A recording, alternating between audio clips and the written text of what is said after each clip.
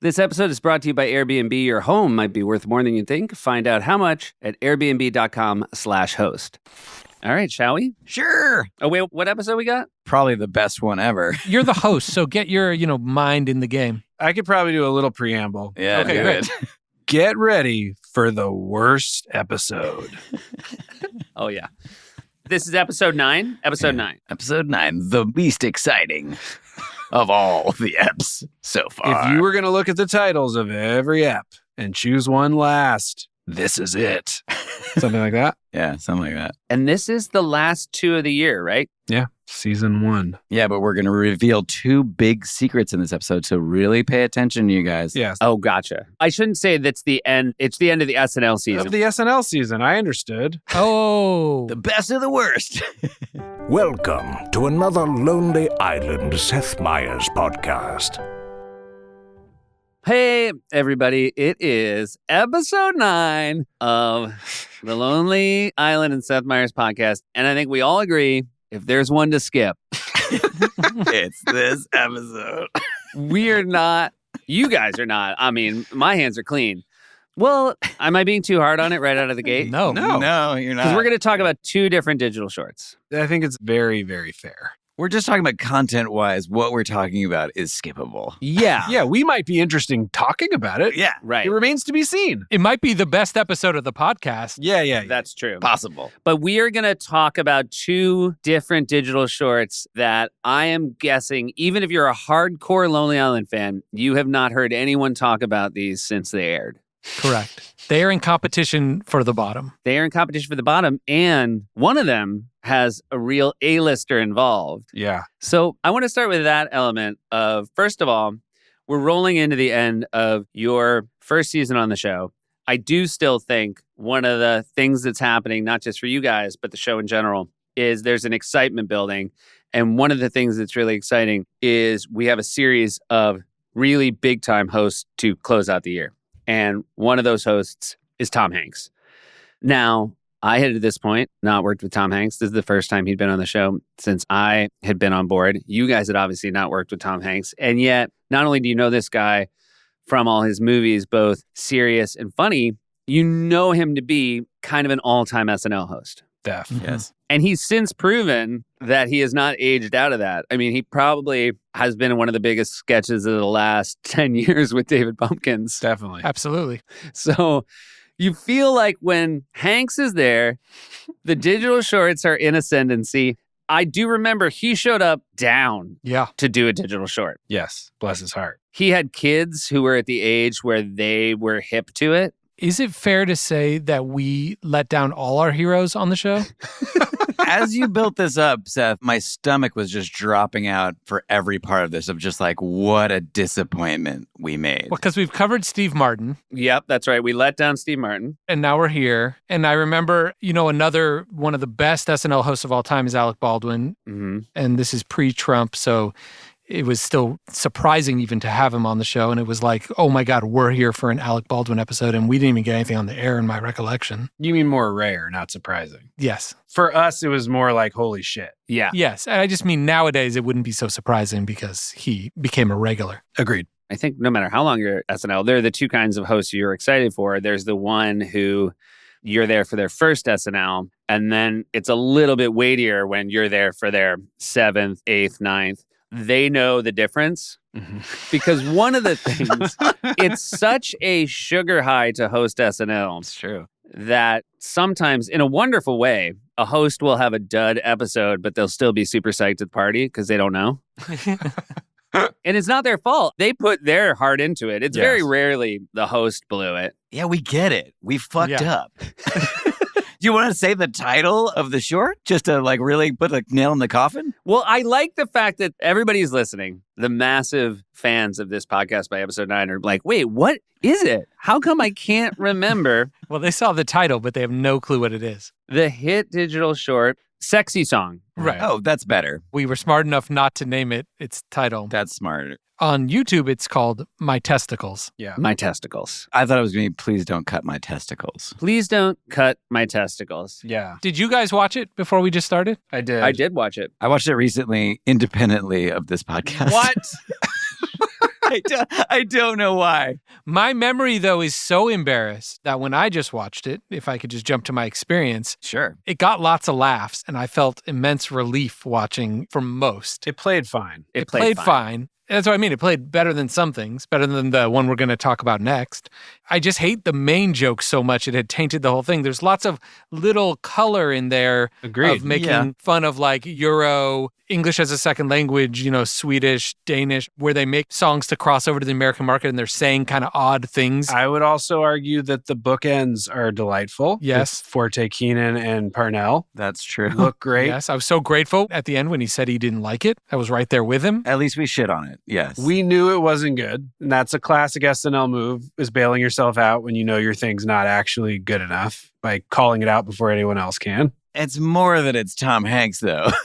Like just watching him have to do it is such a drag. Much like Steve Martin and Surf Meeting. Yeah. Tom Hanks, 110%. Yep. Again, when you watch a host, especially one of great talents, not take their foot off the talent gas while they're speeding through a piece of turd. A piece of turd. I mean, it's fair. If we hadn't already done the one with Natalie, I would have said shame on him. You know what I mean? Like we had only, to that point, before the Natalie one, only proven that we could make it work with us specifically doing it. Yeah. But then she came in and wanted to do a song and it ended up working really well. So then it's like, he's not wrong to be like, well, shit, do that for me. And us being like, oh my God, Tom Hanks is in our office. Well, to be fair, it is also a direct parody, though, of a real song that we heard and were mimicking that no one knows. I can't even remember. Isn't it what is it, Right Said Fred song, though? No. It's a song. It's like is it Israeli? I think song? that's right. Yeah. But what was it called? I do remember it existing. That our buddy sent to us. It has a similar cadence. I feel like there's that drum moment in this song, like ba-da-ba-da-ba-da-ba-da, which almost sounded exactly like Yes. Right Said Fred. I'm Too Sexy. Yeah. That's true. And they're dressed like Right Said Fred, too. Like we're taking, obviously, from all sorts of Euro pop stuff. Of course.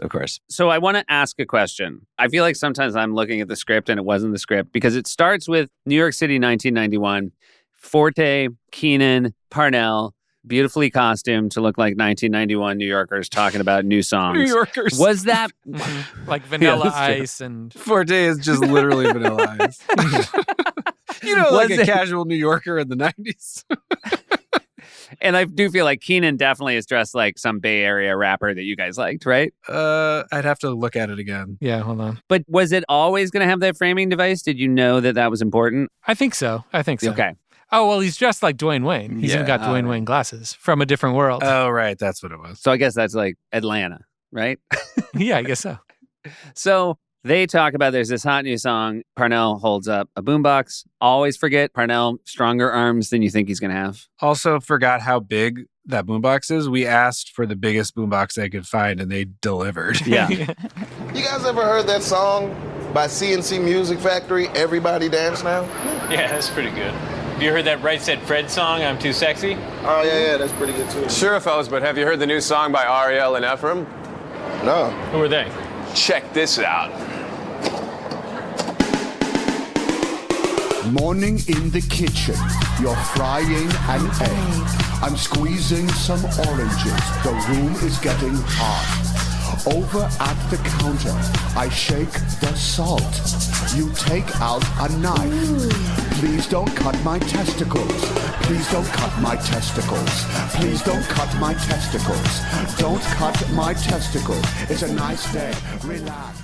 Right at that moment when it transitions into the video and those drums that you were just singing, Seth, come in and you see it's on this infinite white cyc and everyone's in leather and Polar's there and Maya's there and it's got a vibe and you realize, oh my God, it's Tom Hanks in there. Expectations just go through the roof. Even I found myself in this rewatch like, okay, whoa, Yes. like I'm in the presence of greatness. I might be witnessing a classic unfolding. Yes. And I think that helps you because the audience feels that way. Mm-hmm. I will say it's very fun to watch you and Hanks share the screen, Andy, because I remember, especially because you're wearing a bald cap, you look more like you do now than you did then. Whoa. Like you actually, Whoa. I just mean that your hair, Andy still has a wonderful head of hair, Thank you for clarifying that. but you looked young all the time because of your explosive head of hair Yeah. for that first year. Yeah, your ragamuffin style. And now you kind of look like a co-star of Tom Hanks's. Akiva, I think the audience was just like you. They're like, we're watching a classic. The song is so short, they don't have time to realize they're not.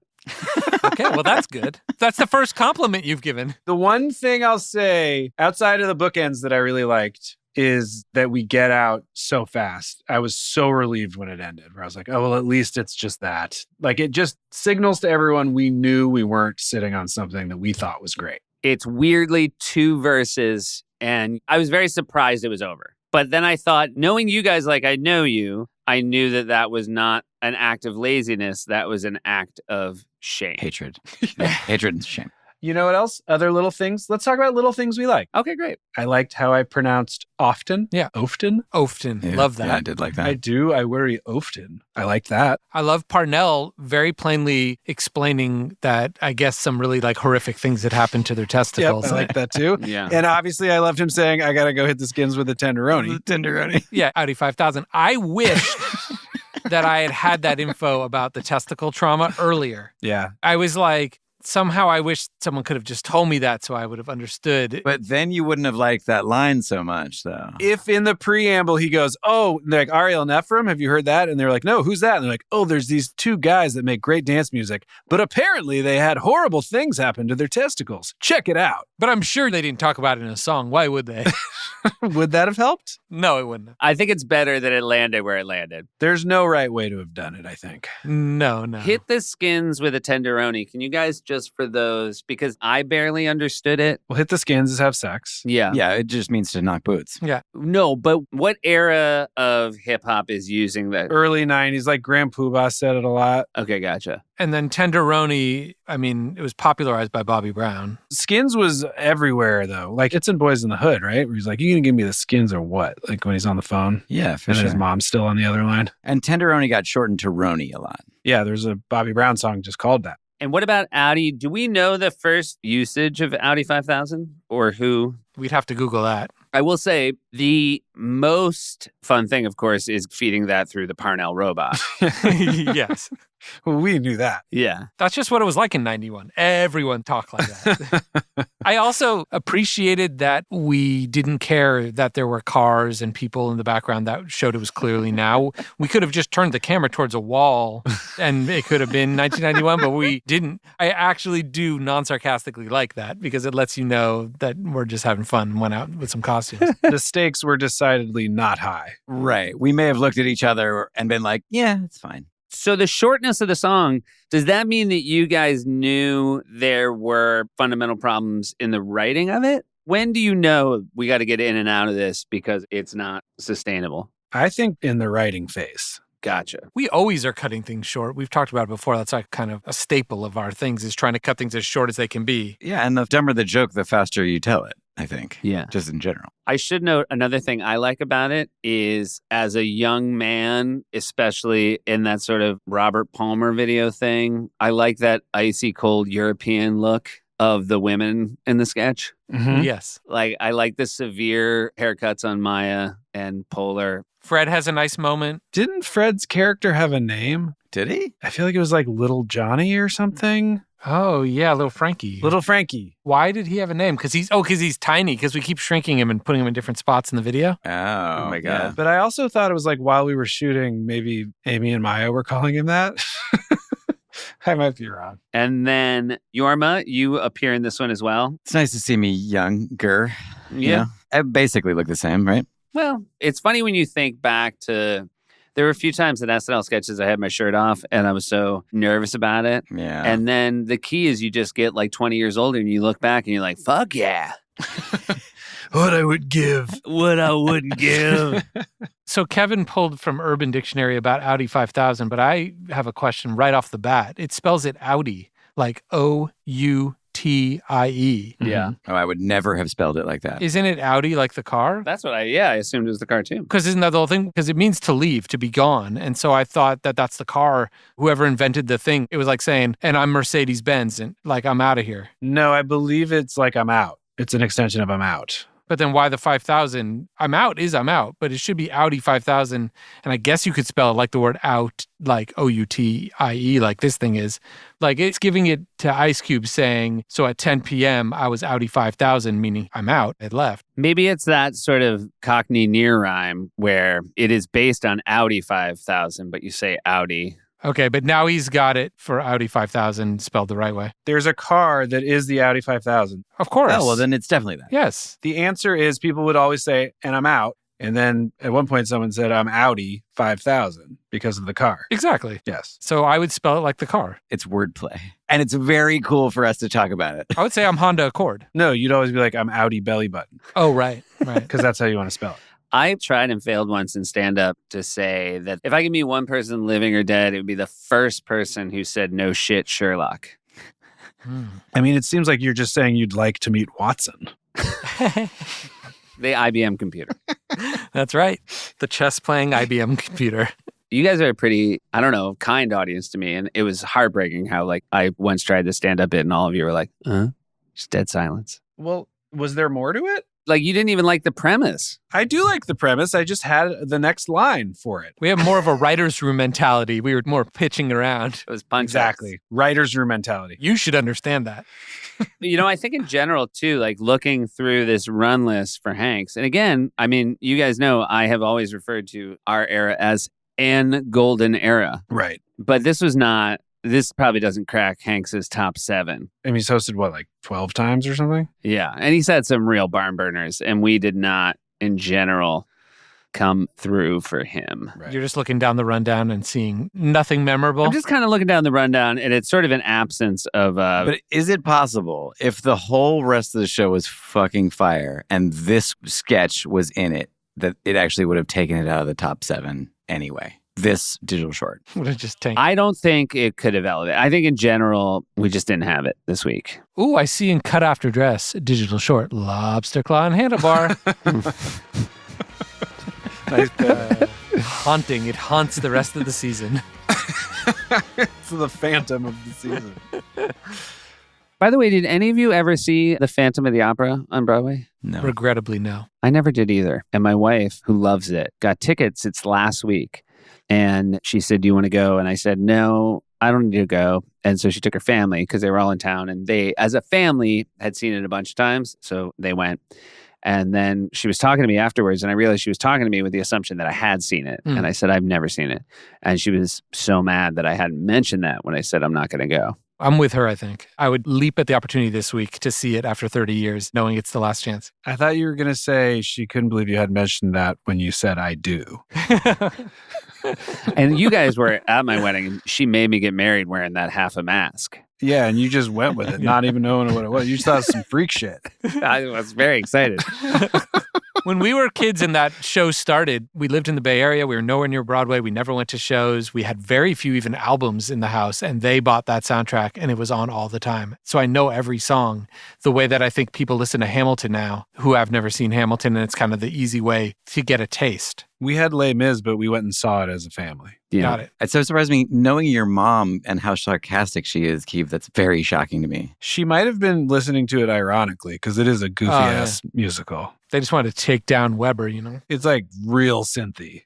Yeah, that's the dope stuff. That's the part that I've always had a problem with. And I have nothing but respect for Phantom and the work they did. Yeah. Very synthy. But it was of the time when it came out. Yeah, but it was this week when I got invited. Did they update it with all like new drums and stuff? I don't know. I'd be mad if they did. Yeah. Yeah, you don't want new drums. The Lonely Island podcast is supported by Airbnb. Hey, Yorm. Hi. You know how last summer my family and I circumnavigated the globe? I do, and I was jealous. Took a balloon, went around the world, took somewhere between 79, 81 days, and while I'm doing it, I'm thinking I should Airbnb my place, right? I would be nuts not to look into it. You know how expensive it is taking a balloon? Just the propane to keep it aloft? I know you spent an arm and a leg on that trip, and I commend you for wanting to chip away at that nut. Of course, because otherwise you're stressed the whole trip. Otherwise, you're a fool. You're a fool. You said it, and you're the first to say it. a lot of people don't realize they might have an Airbnb of their own right under their noses. It's a low-lift way to make sure you're using the space and even earning some money. Your home might be worth more than you think. Find out how much at airbnb.com/host. Don't be a fool. Crack that nut. The Lonely Island and Seth Meyers podcast is sponsored by BetterHelp. Hey, Yorm. Yes. You ever needed to get something off your chest? Thank you, Seth. I just wanted to say that you are such a good friend, and thank you. And this seems like the right moment to share. Is that what you're talking about? I'm going to cut you off there, Yorm, because I actually didn't want you to get it off your chest to me. I was going to suggest therapy because I benefited from therapy, and it's a really wonderful way to talk about things that you maybe don't want to burden your friends with. And BetterHelp is a great place to turn. Yeah, that sounds good too. All right, great. Well, if you're thinking of starting therapy, give BetterHelp a try. It's entirely online, designed to be convenient, flexible, and suited to your schedule. Get it off your chest with BetterHelp. Visit betterhelp.com/island today to get 10% off your first month. That's BetterHelp. Spell it, Yorm. HELP. Wait, can they do Thursday?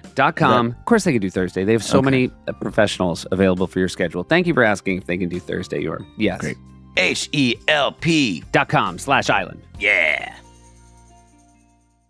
Yorm, do you remember Tennis Partners that you wrote with Forte? I watched it again because I thought I was going to be asked this question, and barely, but I think it was one of those very late night Forte writing sessions where you're like, he's doing the circling a paragraph over and over again, one of those. Yep. And you're just like, God, please end this. But it came together. So the 10-to-1er, have we talked about 10-to-1 as a premise yet here on the podcast? Not sure. Just do a brief one. We don't know. 10-to-1 is the last sketch of the night, so it's 10-to-1 in the morning. And the perfect use of 10-to-1 is a piece of very unique writing that is not going to be a laugh a minute, but for a certain kind of SNL purist who stays till the end every week and admires and appreciates the slightly out there choices, it is a reward to them. I feel like that's when it's used the best. You never see, for example, a game show or a talk show sketch at 10-to-1. Ideally, those sort of serve a role earlier.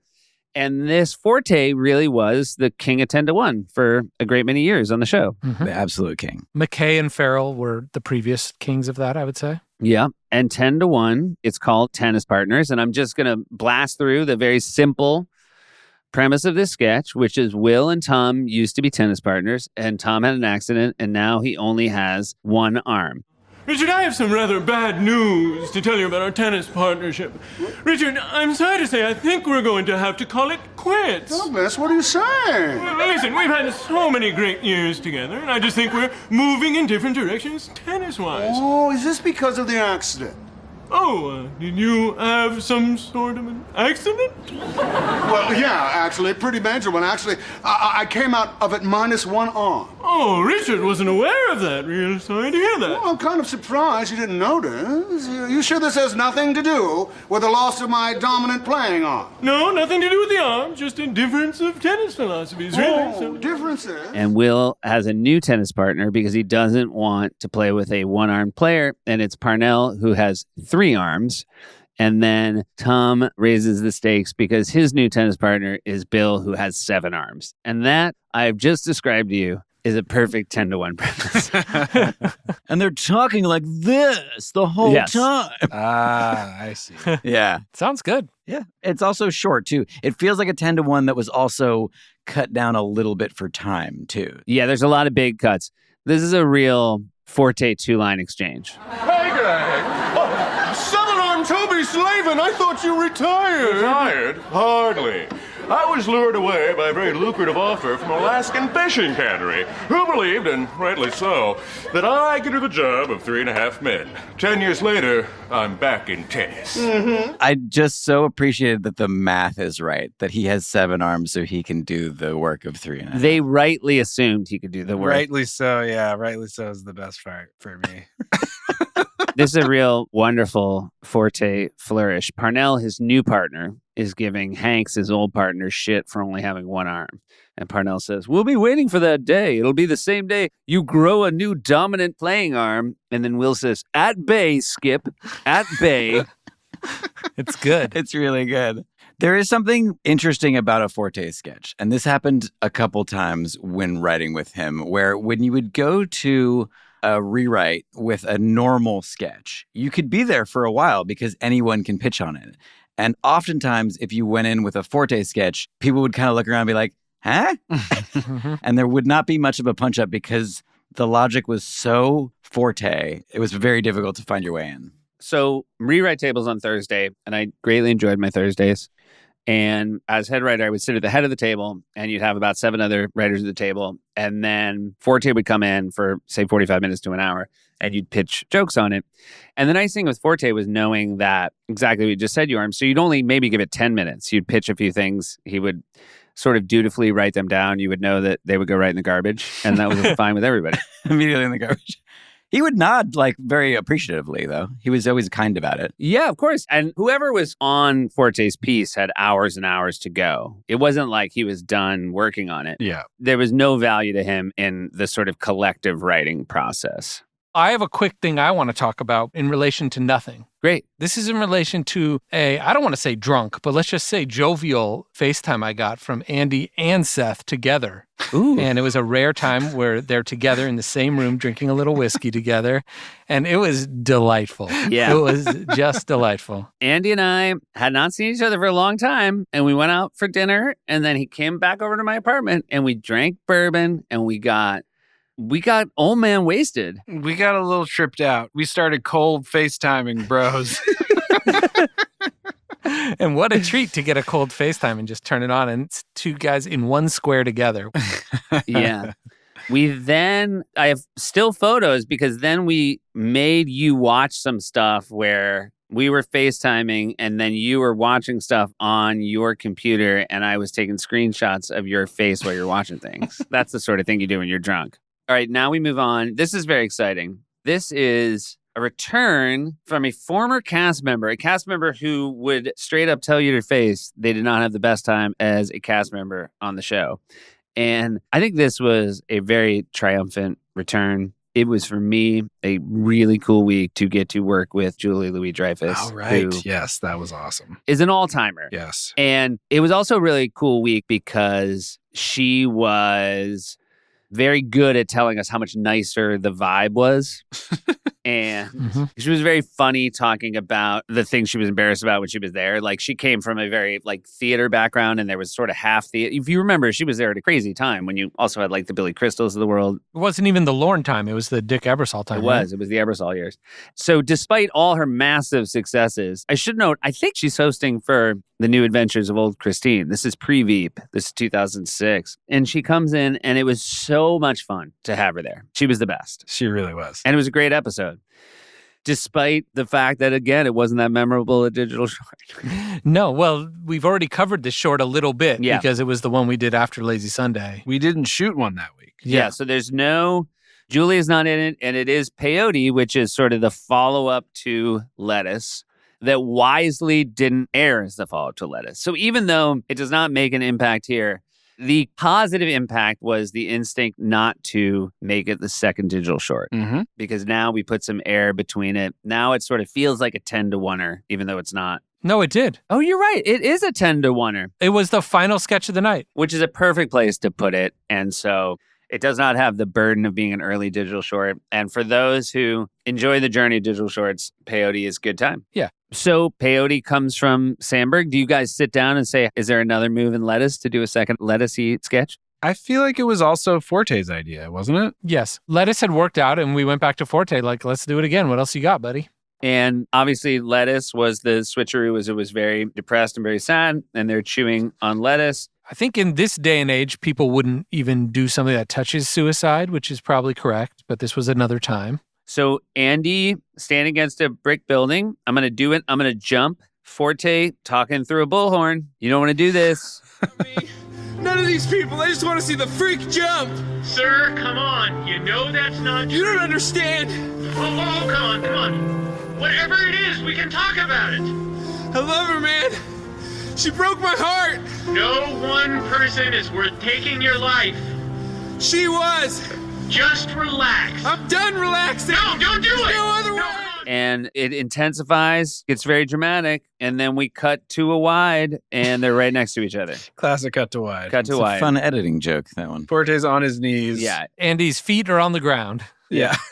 And we get a cameo of one of the best reoccurring characters we ever did. Yeah. Yorma as man on the street walking by. Pedestrian Yorma. Oh, I was very good at walking by. That's how you know it's in the same series as Lettuce. I got a compliment from Chester about my walking by, and both of them, he was like, "You really look like Joel Santana when you walk by." I was really proud of that. Interesting. Genuinely. Not who I would have picked. No. But I love it. Only Chester would say that. Does the audience respond happily when they see the reveal? Yeah, it gets a nice little laugh. Honestly, Yeah. Peyote gets a bigger laugh, which wasn't in the original script. I think we added it when we were editing, and that was the only thing when we rewatched it that made me chuckle. Of the drugs, it's pretty decent. It's very unlikely to have an ad campaign. Yeah. I feel like Peyote doesn't feel like they're going to add market cap. No. It's a simple premise done well, but amounts to very little. Low cal. Very low Low cal. cal. Perfect for the very end of the thing when most people are asleep. Yeah. How long does it? It's like a minute 10 or something, right? I'm going to guess that's true. Honestly, that's probably the main reason why it aired last, because it wasn't helping change a set. Right. I think one of the nice things about the success of the digital shorts is, again, I'm extrapolating out based on nothing, why a lot of people got behind them, is you guys were never eating up a huge chunk of the show. If somebody's writing a recurring piece that's 7 minutes every other week, that's really taking away time from other people. But you guys were capped out at like 2:20. Sometimes you'd come in at 1:15. Nobody could be upset. Also, it never took away from anyone's live piece because there always had to be a pre-tape piece in the spot we were in. Yeah. 50 seconds. Jeff just went and looked. 50 seconds. Yeah, that's that shit. What was the number that we had to hit, though, to be able to change a set? It was 145 or 150? 135 or 150? I thought it was 150. So if you made it something underneath that, Lauren would kind of like, thanks a lot. It really doesn't help me. Yeah. He was like, it really helps me if you can make it 150 or longer. But I think when he saw Peyote, he was like, no, 45 is about the right price. He was like, that's okay. That's fine. He's like, just play it twice in a row. Just play it twice in a row, like the hit. People forget that's what makes Lawrence a really good producer. Remember, he would always be like, twice in a row. Can we hop into Seth's Corner for a second? Yes. Please. Seth's Corner, you're all invited. Seth's Corner, it's happening right now. Take it away, Seth. Okay, so I wrote a sketch called MySpace, and it was Andy. Do you remember that you were the professor or the teacher in this sketch? No. Okay. It was a Learning Annex MySpace and You seminar. You were a young man. Oh, vague. Yep. Yep. You were teaching everybody how you could set up a MySpace page so you can communicate with more than 6 million young people currently in the MySpace community. Let's get started. This is a slightly older group than I'm expecting. And it's in Julia, and then the rest of us are clearly pedophiles. Jesus. Well, I admit I'm not here to start my own MySpace page. My daughter is spending all of her time on it, so I thought I should see what all this hullabaloo was about. Okay, and the rest of you?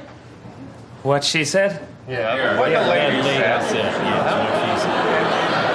Fair enough. Now, the first step in creating your MySpace page is to fill out your profile, things like your name, sex, and age. With the age thing, could my child put a different age than his actual age?